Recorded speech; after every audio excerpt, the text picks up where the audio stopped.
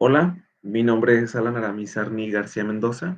Actualmente estoy cursando la licenciatura en Contaduría Pública en CUSEA. Y para mi tema de investigación, mi trabajo de investigación para la materia de herramientas del costo para la toma de decisiones, elegí el patrimonio familiar. ¿Por qué este tema? Porque creo que todos creemos conocerlo, o por lo menos sabemos o tenemos una ligera noción de lo que es el patrimonio, pero en su mayoría desconocemos todo lo que son las implicaciones legales o disposiciones legales aplicables al mismo, sobre todo en cuestión local,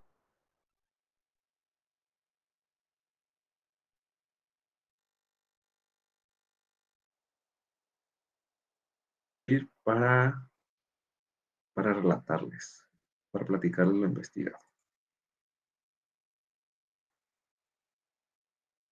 Mm,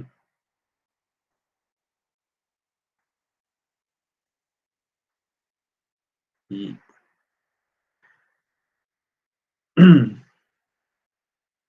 pues bueno, estamos viendo, estoy con el profesor Luis Arturo Saldaña Muñoz para la materia de herramientas del costo para la toma de decisiones, y aquí está el tema, que es el patrimonio familiar. Y bueno, ¿qué se considera objeto del patrimonio familiar? Esto recordemos que todas las preguntas y sus respuestas están basadas al Código Civil del Estado de Jalisco. Y bueno, es importante empezar definiendo patrimonio familiar desde el aspecto legal para saber qué es lo que implica y qué es lo que juega. Y como dice aquí, ¿qué se considera objeto? Pues bueno, en el artículo 777 del Código Civil del Estado de Jalisco se nos menciona que el patrimonio familiar está incluida la casa que se habita, incluyendo el movimiento y equipo de vivienda, un vehículo automotor, el equipo y herramienta de la micro o pequeña industria que sirva de sustento económico a la familia, la parcela, perdón, cultivable de dominio pleno y la pequeña propiedad en los términos de la ley agraria. Pues bueno, es decir, aquí está englobado todo aquello que se va a considerar patrimonio desde un aspecto legal y lo que podríamos decir o definir como tal. Bueno, en la siguiente pregunta dice, ¿por quién puede ser constituido el patrimonio familiar? Esta misma disposición nos menciona que el patrimonio de la familia puede ser constituido por cualesquiera de los miembros de esta. Y pues bueno, ¿qué es lo que se entiende por familia según esta disposición? En el artículo 778 se nos menciona que se entiende por familia todo grupo de personas que habitan una misma casa, que se encuentran unidos por un vínculo de matrimonio o concubinato o lazos de parentesco consanguíneo y que por la ley o voluntariamente tengan la unidad en la administración del hogar, o sea, que por alguna disposición o por ley están unidos a administrar el hogar o por manera voluntaria. Y bueno, ok, ya entendimos qué es familia, todos conocemos lo que es el matrimonio, pero hay que definir también qué es concubinato, porque pues a veces no nos queda muy claro qué es lo que aplica como concubinato y qué no, ¿verdad? Es por ello que mi pregunta 4 se refiere a eso. ¿Qué se entiende por concubinato? Pues bueno, en este mismo artículo se nos menciona que concubinato es el estado por el cual un hombre y una mujer solteros viven como si fueran cónyuges durante 5 años o más. Se considera también concubinato cuando transcurridos 3 años de iniciada esa unión hubieren procreado entre sí algún hijo. Se considerará que existe el concubinato siempre y cuando la pareja se haya establecido en un mismo domicilio. A partir de ese momento no se den separaciones físicas por un tiempo mayor de 6 meses y hayan transcurrido los plazos del párrafo anterior, es decir, los 5 años o 3 cuando se haya tenido un hijo. En esta parte he de ser sincero y desde una perspectiva más personal, creo que está, ¿cómo diré? Creo que yo desde mi perspectiva habría de actualizar esto porque pues um, hay muchas familias, muchos tipos de familias, y aquí se está especificando y se está mencionando solo un tipo de familia. Por ejemplo, hay familias homoparentales, hay familias en la que la mujer es madre soltera o padre soltero, entonces, pero bueno, la ley y la disposición actual así lo define. Ah, no, perdón, pero estamos hablando del concubinato, entonces estamos estás hablando de concubinato, entonces las madres solteras y los padres solteros no aplican, pero yo creo que las relaciones homoparentales a lo mejor podrían considerarse en algún momento. Y bueno, pasemos a la pregunta 5. ¿Qué se puede transmitir a los beneficiarios? ¿Se puede transmitir a los beneficiarios la propiedad de los bienes que constituye el patrimonio familiar? Pues bueno, en el artículo 779 nos menciona que la constitución del patrimonio de familia no transmite la propiedad de los bienes que lo constituyen a sus beneficiarios. Estos solo tienen derecho a disfrutar de esos bienes para el fin a que fueron afectos. Es decir, si mi papá compró un carro, va a seguir siendo de él, pero es patrimonio de la familia. Yo lo puedo disfrutar, yo lo puedo utilizar, puedo sacarle provecho, pero no por eso va a ser mío. Sigue siendo de mi papá. ¿Cómo se consideran los derechos establecidos en favor de los beneficiarios? Pues bueno, en el artículo 780 nos menciona que los derechos establecidos en favor de los beneficiarios se consideran en atención a su persona. ¿Cómo son los derechos establecidos a favor del beneficiario? Pues bueno, en el 780 nos menciona que los derechos son ingravables, intransferibles por cualquier acto e inembargables. ¿Qué pasa si los bienes que constituyen el patrimonio de familia pertenecen a sociedad legal o conyugal? Algo muy importante. En el artículo 781 nos menciona que los bienes que constituyen el patrimonio de familia pertenecen a la sociedad legal o conyugal, se tendrá por constituyentes del patrimonio a ambos cónyuges y por administrador del patrimonio quien haya sido designado administrador de los bienes matrimoniales. Es decir, son de los dos, pero uno de ellos los administra y tiene como que la decisión sobre estos. Pero no deja de, no es completamente de él, pues. Solo él decide qué hacer con ellos y así. Bueno, la siguiente pregunta. ¿Por quién se han representado los beneficiarios en sus relaciones con terceros? Em, pues bueno, el artículo 782 nos menciona que los beneficiarios de los bienes afectos al patrimonio de familia serán representados en sus relaciones con terceros en todo lo que al patrimonio se refiere, por quien lo constituyó y en su defecto por el que nombre la mayoría o el juez. Si requeridos los interesados no hacen la designación, el representante tendrá también la administración de dichos bienes. Ok, ¿a qué se refiere esta parte? Pues se refiere a quiénes son los beneficiarios de los bienes que se representan, o sea, en la sociedad conyugal. Am, es necesario designar el administrador y en caso de que no se haga así o que no se pongan de acuerdo entre ellos, habrá un juez que lo designe y este representante además tendrá la administración de los bienes. ¿Cuántos patrimonios se pueden construir por familia? Esto está en el artículo 783, el cual nos menciona que solo se tendrá derecho a constituir un patrimonio por cada familia en su modalidad de habitación y de instrumentos de trabajo o en una sola de ellas si así se conviniere. Lo cual me deja como un interrogante. ¿Qué pasa? ¿Qué pasa cuando hay personas que tienen más de una familia, verdad? Yo creo que lo más correcto sería dejar. Bueno, no, pasemos a la siguiente pregunta. La 11 dice, ¿qué pasa cuando se constituye un patrimonio subsistiendo el anterior? Ahí. Cuando se constituye un patrimonio subsistiendo el anterior, dicho acto carecerá de eficacia jurídica, es decir, el actual va a sustituir al anterior. O sea, este nuevo patrimonio es el que tiene valor y el anterior pierde validez. ¿Cómo se debe solicitar un patrimonio familiar? Curioso, ¿verdad? Uno nunca lo hubiera considerado porque pues uno nada más adquiere las cosas y saben que son de la familia y que son de bien común y hasta ahí queda. Pero al parecer la legislación lo considera para todo panorama. Entonces, cuando se pretenda constituir un patrimonio de familia, deberá ser solicitado por el interesado de manera escrita al juez de primera instancia de su domicilio, en el cual se establezcan los bienes que quedarán afectados o que estarán incluidos dentro de esta lista de patrimonio familiar, ¿verdad?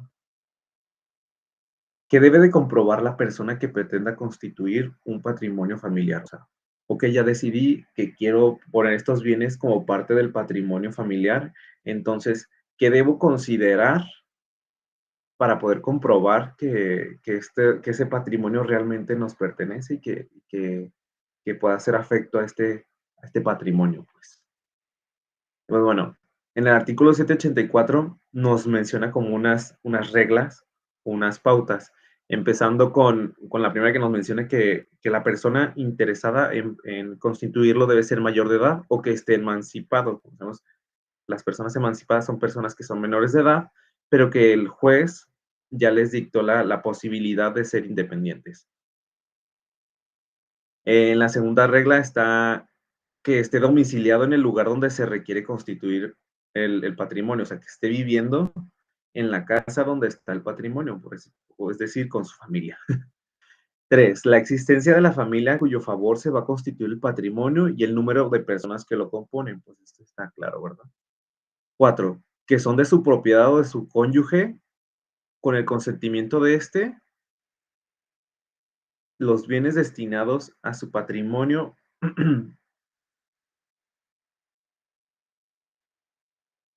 Ay, perdón, es que me apareció un recuadro de confirmar que sigo aquí. Ah, perdón, estaba en el cuarto. Dice que son de su propiedad o de su yo cónyuge, con el consentimiento de éste, los bienes destinados a su patrimonio y que tratándose de inmuebles no reportan gravámenes fuera de las servidumbres legales. Es decir, que si es una casa la que se planea estar, la que se planea poner dentro del patrimonio, que pues no tenga una hipoteca o algo por el estilo, ¿verdad? Y aparte que pues todos, tanto el cónyuge como el que está interesado en constituir el patrimonio, estén de acuerdo en hacerlo y que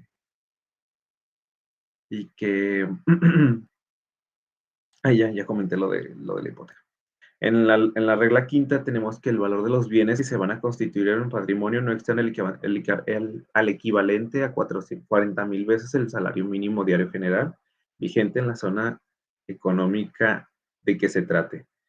En la época en que dicho patrimonio se constituye. Entonces, yo creo que en esta ocasión, o bueno, en esta situación, en lugar de hablar de 40,000 veces el salario mínimo, a lo mejor lo más aplicable aquí sería la UMA, ¿verdad? La cantidad que resulte incluirá el valor de los bienes muebles e inmuebles a que se refiere el artículo 7.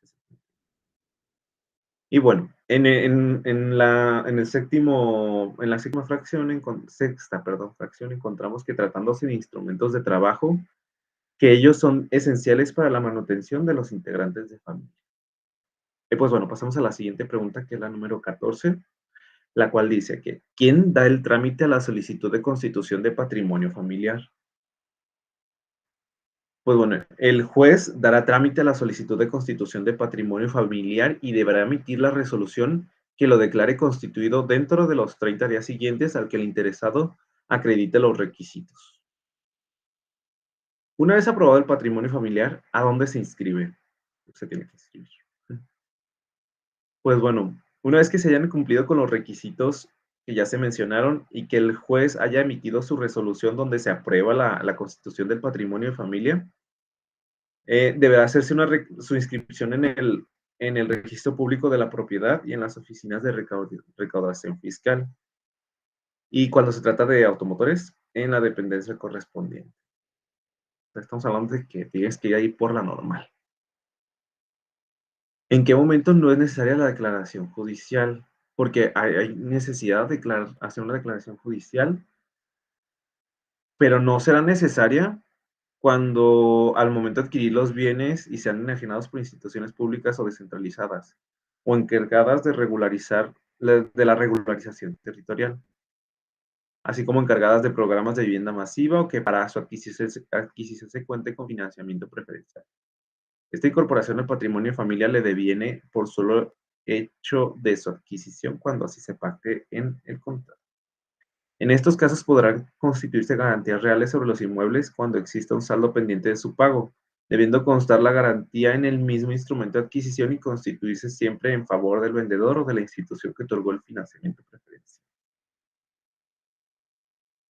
En la siguiente pregunta tenemos que debe de indicarse en el acto de constitución del patrimonio de familia.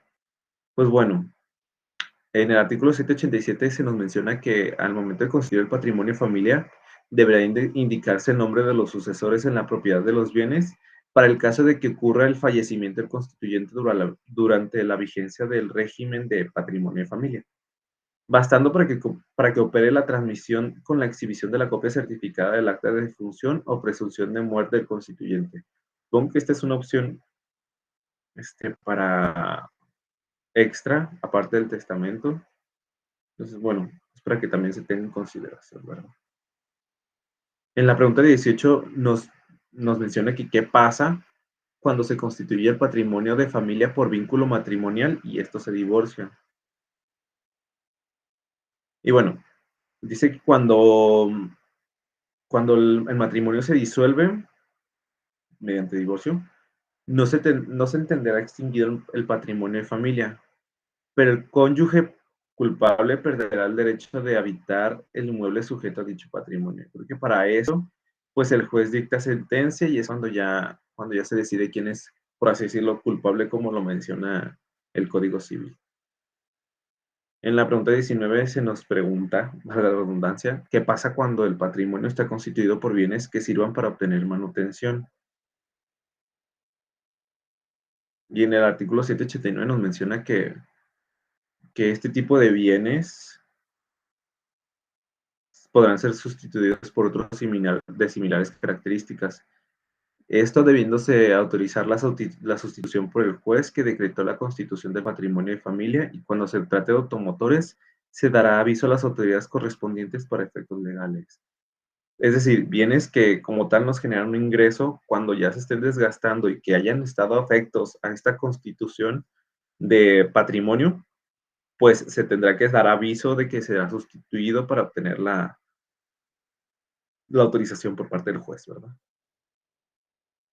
Pregunta número 20. ¿Cuándo se extingue el patrimonio de familia? Pues bueno, el artículo 791 nos menciona varias opciones o varias fracciones en las que se puede presumir como extinguido el patrimonio. El primero de ellos es cuando todos los beneficiarios cesen del derecho a percibir alimentos o se desintegre la familia y así lo solicite quien lo haya constituido. Es decir, cuando todos sean mayores de edad, cuando la familia se separe, es decir, que se divorcien los papás o que estén unidos los papás, pero los hijos ya han sido independientes, ya tengan su propia familia, o cuando se solicite por parte del constituyente del patrimonio. El segundo caso es que cuando sin causa justificada, tratándose de inmuebles, la familia deje de habitar por un año la casa que le sirve de morada o de depender para su manutención de los bienes afectos al patrimonio. Pues creo que es claro. Cuando no estamos viendo una casa por un año, pues se extingue el patrimonio de familia. En el tercer caso, nos menciona que cuando se demuestre que hay una gran necesidad o notoria utilidad para la familia de que el patrimonio quede extinguido o disminuido. O sea, por cuestión de interés familiar, pues se puede dar extinguido el patrimonio siempre y cuando se demuestre. En el cuarto eh, escenario, tenemos que se sufra la evicción, se expropien o perezcan los bienes que él formen. Es decir, que pues el Estado nos quite la propiedad de dichos bienes o que ya no existan dichos bienes, ¿verdad? Y pues bueno, creo que con esto llego a final. Me sorprendió mucho. De manera de conclusión, me parece sorprendente saber que existe este tipo de régimen en el que registras el patrimonio que va a formar parte de la familia. De cómo hay procesos que muchos desconocemos, que estos nos amparan o nos protegen durante cierto periodo. Por ejemplo, a los hijos en una familia, en el caso de una familia, los hijos los protegen la, la, durante esta edad en la que son menores de edad. Y aparte que pues sirven para asegurarle ese patrimonio y ese bienestar a la familia, ¿verdad? Y que aparte de todo esto, además está pues todo muy bien cuidado por parte de la legislación.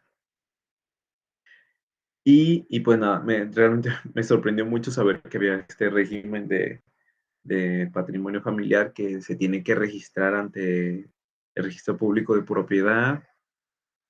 Y pues nada, aquí por último dejo la bibliografía que es el Código Civil del Estado de Jalisco. Y pues nada, eso es todo. Espero que haya sido suficiente y que haya sido útil la información compartida. Hasta luego.